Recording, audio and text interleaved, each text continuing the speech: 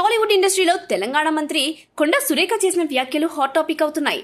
నాగార్జున, నాగ చైతన్య, సమంతలపై చేసిన వ్యాఖ్యలు పెద్ద దుమారాన్ని రేపుతున్నాయి. ఇక ఈ విషయంలో ఇప్పటికే టాలీవుడ్ ప్రధాన తారలంతా తమ సోషల్ మీడియా ద్వారా మంత్రి వ్యాఖ్యలను ఖండిస్తూ పోస్టులు పెడుతున్నారు. ఓ బాధ్యతాయుతమైన పదవిలో ఉండి సొంత రాజకీయాల కోసం సినిమా సెలబ్రిటీల పేరును వాడుకోవడం, వారి వ్యక్తిగత విషయాలను బయటపెట్టడం మంచిది కాదని హితవు పలికారు. ఈ విషయంపై కొండా సురేఖ క్షమాపణలు చెప్పింది. కానీ నాగార్జున ఆమెపై కోపాన్ని తగ్గించుకోలేదని తెలుస్తుంది. తాజాగా మంత్రి కొండా సురేఖపై హీరో నాగార్జున హైదరాబాద్లోని నాంపల్లి కోర్టులో పరువు నష్టం దావా వేశారు.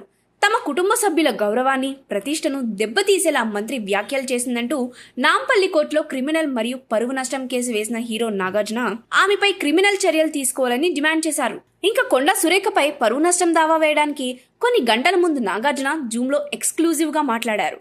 కొండా సురేఖపై భారీ న్యాయ పోరాటానికి సిద్ధమవుతున్నట్లుగా చెప్పుకొచ్చారు. ప్రస్తుతం నేను వైజాగ్లో ఉన్నాను. నేను హైదరాబాద్ వెళ్లిన తర్వాత తదుపరి చర్యల గురించి ఆలోచిస్తామని నాగార్జున చెప్పారు.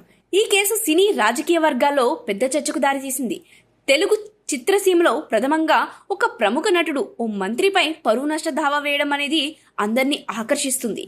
నాగార్జున తన కుటుంబానికి న్యాయం చేయించాలని కోరుతూ న్యాయ వ్యవస్థను ఆశ్రయించడం ప్రతి ఒక్కరి దృష్టిని ఈ కేసుపై మరింత కేంద్రీకరించింది. ఈ కేసు విచారణ ప్రారంభం కావడంతో ఈ సంఘటనకు సంబంధించి ఏ విధమైన తీర్పు వెలువడుతుందో, అది సినిమా రంగం మరియు రాజకీయ వర్గాల్లో ఎలాంటి ప్రభావం చూపుతుందో చూడాలి. ఇక ఈ వివాదం ఎన్ని చర్చలకు దారితీస్తుందో చూడాలి.